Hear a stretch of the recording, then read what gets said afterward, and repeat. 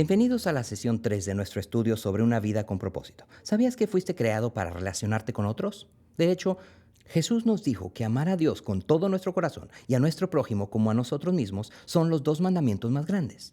Así que tiene sentido que el amar a Dios y a nuestro prójimo sean los dos primeros propósitos de nuestras vidas. Ahora, en nuestra última sesión hablamos del primer propósito, amar a Dios. La Biblia lo llama adoración. En esta sesión vamos a tratar el segundo propósito de Dios para tu vida, amar a las demás personas. A esto lo llamamos comunión. La Biblia dice que Dios es amor y Él quiere que aprendas a amar de la misma manera que Él ama. Así que creó un laboratorio en la tierra donde aprender y poner en práctica el amor unos a otros. Ese lugar es la iglesia. Como ves, seguir a Cristo no es solo creer, es también pertenecer. Y Dios quiere que tú pertenezcas a su familia, que seas parte de la comunidad de su iglesia. La Biblia dice en 1 de Timoteo 3, te escribo esto para que sepas cómo debe portarse uno en la familia de Dios, que es la iglesia del Dios viviente. La palabra griega para comunión en la Biblia es koinonía, que significa estar tan comprometido el uno con el otro como con Jesucristo. Esa es la verdadera comunión, estar tan comprometidos unos con otros como lo estamos con Jesucristo. ¿Realmente esto es posible? ¿Cómo podemos experimentar esa clase de compañerismo, intimidad, satisfacción y sinceridad en una relación con otras personas? Bueno, veamos Romanos 12:9 al 16. La Biblia dice, el amor debe ser sincero. Aborrezcan el mal, aférrense al bien. Ámense los unos a los otros con amor fraternal, respetándose y honrándose mutuamente. Nunca dejen de ser diligentes, antes bien, sirvan al Señor con el fervor que da el Espíritu. Alégrense en la esperanza, muestren paciencia en el sufrimiento, perseveren en la oración. Ayuden a los hermanos necesitados, practiquen la hospitalidad, bendigan a quienes los persigan, bendigan y no maldigan, alégrense con los que están alegres, lloren con los que lloran, vivan en armonía los unos con los otros. No sean arrogantes, sino háganse solidarios con los humildes, no se crean los únicos que saben. Este pasaje que leí revela un gran número de ladrillos que edifican el compañerismo genuino. Y de esto vamos a hablar en esta sesión. En nuestro estudio solo vamos a ver 5 de las claves para la comunión. El primer ladrillo que edifica la comunión es la autenticidad. La comunión real es genuina, no es fingida, no es falsa, no es artificial. El verso 9 dice, el amor debe ser sincero. La Biblia de las Américas dice, el amor sea sin hipocresía. Nuestra palabra hipócrita viene de una palabra griega que se usaba con referencia a los actores de teatro. Para representar a los personajes, los actores se ponían distintas máscaras. Usaban una, luego iban detrás del escenario, se ponían otra y salían de nuevo para representar a otro personaje. La Biblia denomina a estos actores que usaban diferentes máscaras hupocrites o hipócritas. En este versículo, Pablo está diciendo, el amor no usa máscaras, no usa una máscara. Si queremos tener un verdadero compañerismo, tenemos que quitarnos las máscaras y dejar de actuar, dejar de fingir que somos perfectos. Debemos ser honestos, originales y auténticos. Si vas a amar a los demás, debes ser tú mismo. El problema es que con frecuencia ni nos damos cuenta de que tenemos puesto una máscara. Cuando la comunión es real, compartimos nuestros verdaderos sentimientos. La Biblia dice, pero si andamos en la luz, como Él está en la luz, tenemos comunión unos con otros. Si decimos que no cometemos pecado, nos engañamos a nosotros mismos y no hay verdad en nosotros. Cuando nos ponemos una máscara, no engañamos a otras personas, nos engañamos a nosotros mismos. Así que el primer ladrillo que edifica una comunión verdadera es ser auténtico y admitir cuando tienes una debilidad. Cuando eres débil, cuando pecaste, cuando metiste la pata, cuando fallas. Sé abierto y directo, no lo escondas. Sabes que en los ministerios de recuperación tenemos un lema, estás tan enfermo como tus secretos. Con frecuencia digo que la sanidad empieza cuando revelas tus sentimientos. De eso se trata la autenticidad. Simplemente dices, me encuentro aquí y este soy yo, soy tal como me ven.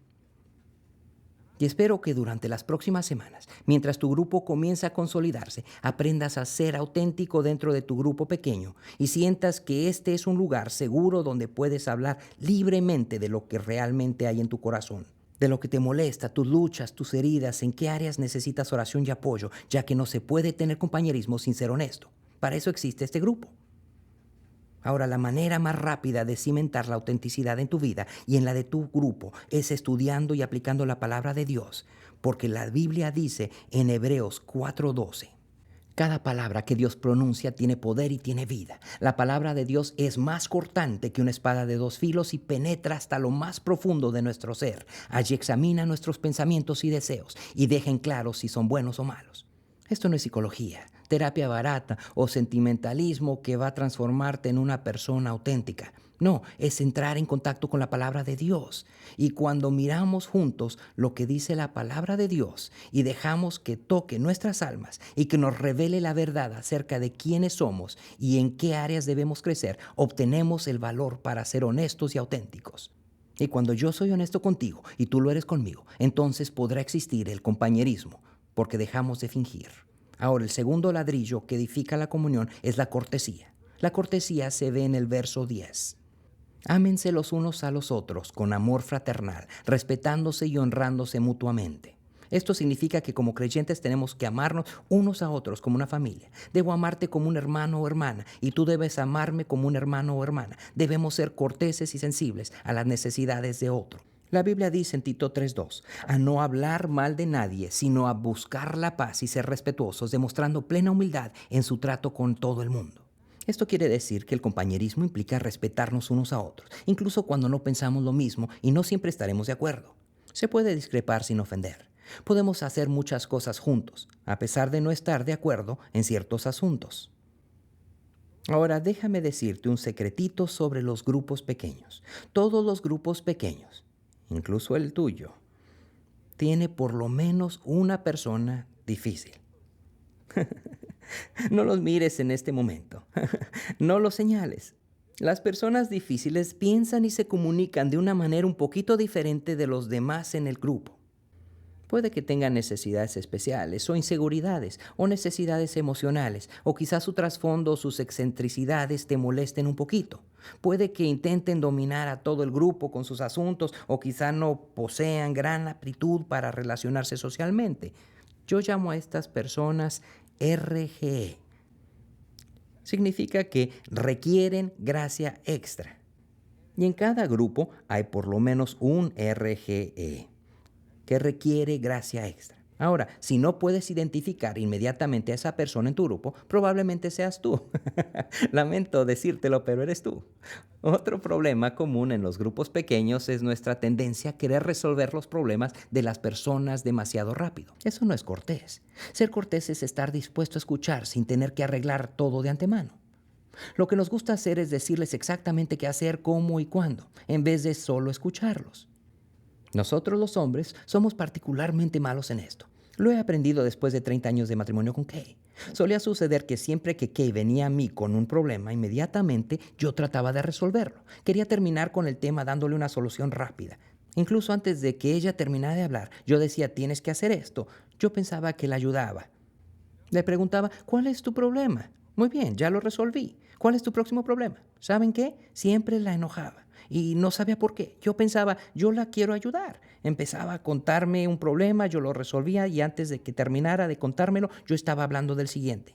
Gracias a Dios, finalmente descubrí que cuando mi esposa viene a contarme un problema, no quiere una solución. Al menos no al comienzo. Está tratando de procesar la situación en voz alta y necesita que yo sea una caja de resonancia. Solo quiere que yo la escuche para validar sus sentimientos y decirle, sí, eso es un problema.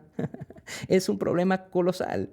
Sí, querida, tienes un tremendo problema. Si yo estuviera en tu lugar, tampoco sabría cómo resolverlo. ¿Y saben qué? Así se siente completamente amada y afirmada. No he resuelto nada, pero ella no espera que yo resuelva nada al principio. Solo quiere que la escuche. Eso es ser cortés. Solo quiere que la valide. No espera que le resuelva todos sus problemas. Y esto mismo es cierto para una clase, grupo pequeño o un estudio como el que estás ahora. La Biblia dice en Santiago 1:19 que debemos ser rápidos para escuchar y lentos para hablar. Dios te dio 2 orejas y una boca. Significa que debes escuchar el doble de lo que hablas. Ahora, el tercer ladrillo que edifica la comunión es la mutualidad. ¿Qué significa? En el verso 12 la Biblia dice, alégrense en la esperanza, muestren paciencia en el sufrimiento, perseveren en la oración. La comunión se apoya sobre el cuidado mutuo, la mutualidad donde tú me cuidas y yo te cuido. Comunión significa que nos ayudamos unos a otros. Nos ayudamos en las buenas y nos ayudamos en las malas. Nos fortalecemos más estando juntos que si estuviéramos solos. No puedes, escucha bien, no puedes ser lo que Dios espera sin la ayuda de otras personas. Y no puedes cumplir sus propósitos para tu vida sin otros. Por eso la Biblia dice en Eclesiastés 4:10, si caen, el uno levanta al otro. Ay del que cae y no tiene quien lo levante. Así que la comunión se edifica trabajando juntos. Estamos mejor juntos y nos edificamos mutuamente, como una soga. Una soga de muchas hebras es mucho más fuerte que una simple cuerda. Y la mutualidad tiene 3 partes. Así que en tu grupo, al comenzar a trabajar en este segundo propósito del compañerismo, lo harás así. Primero, con apoyo mutuo. Una vez vi un perfecto ejemplo de apoyo mutuo en un servicio de fin de semana en la iglesia. Estaba terminando el servicio, recién terminaba de predicar y mientras estaba haciendo la oración final de cierre, una mujer estalló en llanto. Lloraba incontrolablemente y en voz muy, muy alta. Estaba unas 10 filas de asientos comenzando desde atrás. Era obvio que algo que yo había dicho en mi sermón la había tocado profundamente. Cada hueso de mi cuerpo quería saltar desde el púlpito, correr hacia donde estaba esa mujer, darle un abrazo y orar con ella. Realmente lo sentía, pero luego pensé, si lo hago con ella, será un caos. Pronto tendré cientos de personas llorando también. Entonces pasó algo que fue un ejemplo grandioso de apoyo mutuo. De repente, todos los que estaban alrededor de ella, era nueva en Saddleback y no conocía a nadie, la rodearon y la consolaron con amor. Seguía sentada, llorando, y toda la iglesia escuchaba. Las personas de atrás, de adelante de ella y de los lados comenzaron a darle palmadas en la espalda. Alguien le tomó la mano. Cuando todos se pararon al final, esas mismas personas se le acercaron, hablaron y oraron con ella. Entonces pensé, esto sí que es la iglesia en acción. Nadie tuvo que decir, por favor, que alguien se ocupe de esta señora. Fue algo totalmente espontáneo e instantáneo. Eso es mutualidad. Responder a las necesidades de otros, consolando, animando y orando cuando es necesario. Una segunda clase de mutualidad es la honra mutua. La Biblia dice en el verso 10 de Romanos 12, respetándose y honrándose mutuamente. ¿Alguna vez jugaron en tu grupo pequeño al juego de la silla caliente? Esta podría ser una buena semana para jugarlo. Haces esto, solo escribe el nombre de una persona de tu grupo en una hoja de papel y luego pásalo alrededor de la habitación. Todos escriben anónimamente una frase u oración que empiece con esto es lo que aprecio de ti. Luego, una vez que la hoja haya pasado por todo el grupo, alguien se lo lee en voz alta a esa persona. Te animo a que hagas esto en tu clase. Te animo a que lo hagas en tu grupo. Es una manera de honrarse mutuamente. Hoy en día vivimos en un mundo lleno de maltratos. Es poco común que se honre a la gente. Por eso necesitamos animarnos mutuamente, honrarnos mutuamente. Lo tercero que necesitamos es la responsabilidad mutua. La responsabilidad mutua consiste en tener un compañero espiritual, alguien que te anima personalmente a buscar un momento de silencio, a tener fe y a crecer espiritualmente. Es quien hará por ti lo que tú haces por él. Se ayudan mutuamente. Es alguien con quien regularmente te reunirás a fin de examinar sus vidas mutuamente, orar y memorizar juntos versículos de la Biblia. Hebreos 10:24 dice, preocupémonos los unos por los otros a fin de estimularnos al amor y a las buenas obras. Si consigues un compañero espiritual y ambos asumen el compromiso recíproco de rendirse cuentas, van a crecer mucho más rápido que estando solos. Así que quiero animar a cada persona que integra el grupo que está viendo ahora a encontrar un compañero espiritual. Es bueno tener un grupo pequeño, pero también tener a alguien a quien llamar durante la semana o que te puede llamar a ti en las siguientes semanas para animarse el uno al otro, honrarse el uno al otro, ser compañeros. Espero que lo hagas. Ahora, el cuarto ladrillo que edifica la comunión verdadera es la hospitalidad. La Biblia dice en el verso 13 de Romanos 12, practiquen la hospitalidad. Escuchen este verso en Hechos 2:46. Todos los días se reunían en el templo y en las casas partían el pan y comían juntos con alegría y sencillez de corazón. Me encanta la frase que dice comían juntos. Enciérrala en un círculo. Ahora en tu guía de estudio donde hiciste el círculo, viste que satisfacían sus necesidades unos a otros. Nota que no solo se reunían para adorar los fines de semana o se juntaban en grupos. También dice que comían juntos. Ese es el tipo de grupo que me gusta. Si quieres profundizar la comunión de tu grupo pequeño, esa es la clave. Invita a la gente a comer. Necesitamos también comer con propósito. La Biblia dice, disfruta la compañía de quienes aman al Señor, segunda de Timoteo 2:22. Y si estudias el ministerio de Jesús, encontrarás que con frecuencia Él enseñaba mientras la gente estaba comiendo. ¿Por qué lo hacía Jesús? Te lo diré.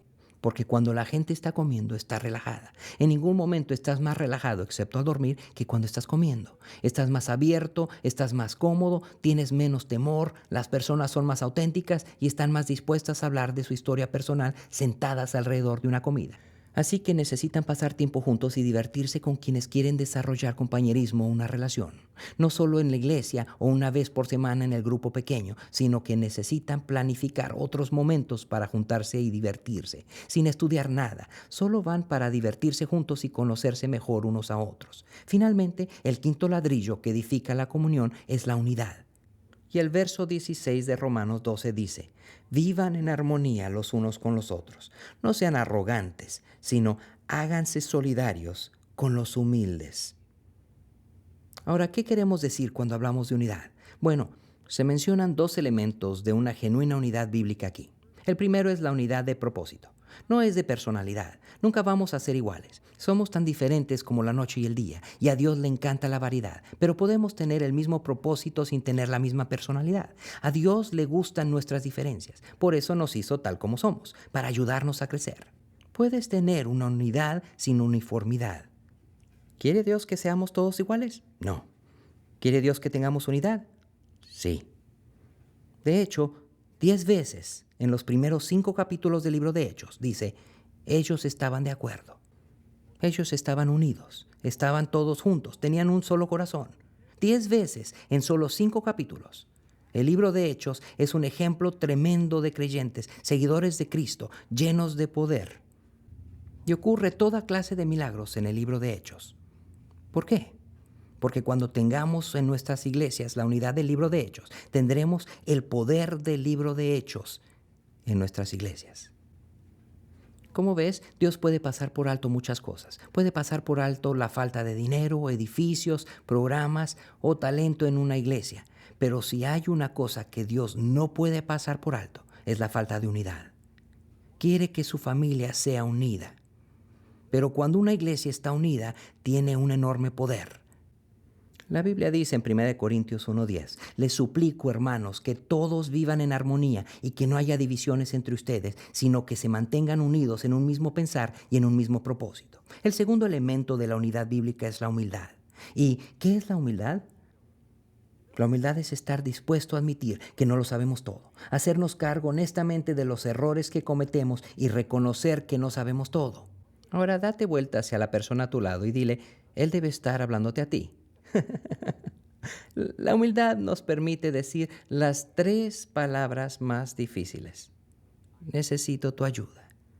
La humildad nos permite decir las 2 palabras más difíciles. Me equivoqué.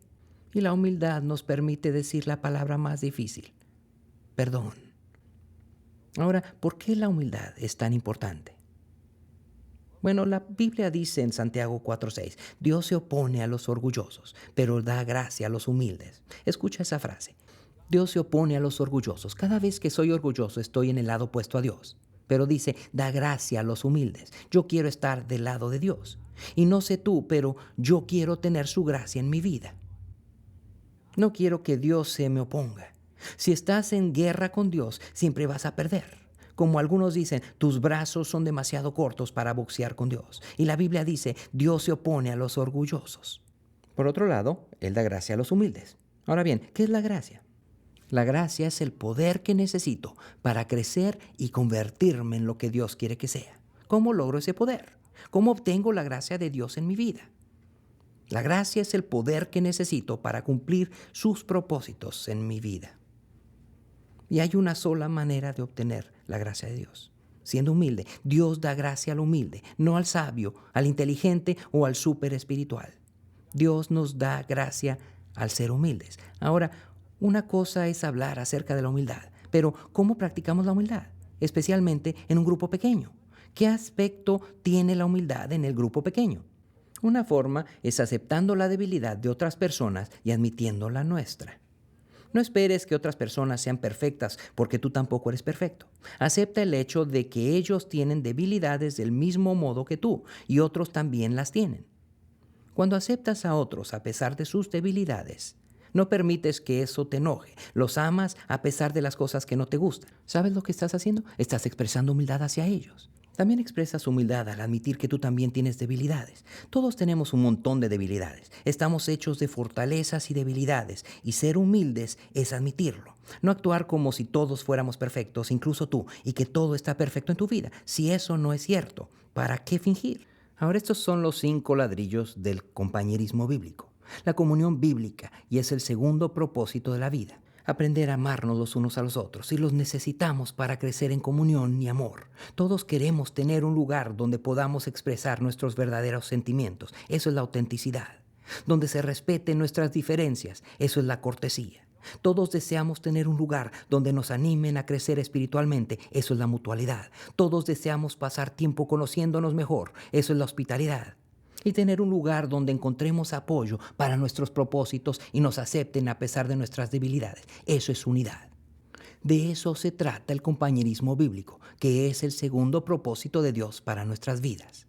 Es vivir una vida de mutualidad y autenticidad, cortesía y todas las cosas de las que hemos hablado. Bueno, gracias por compartir conmigo esta sesión. Espero que hayan pasado un gran momento de discusión la semana pasada y deseo que pasen un gran momento de discusión al hablar de cómo construir relaciones unos con otros. Dios los bendiga y nos vemos la próxima sesión.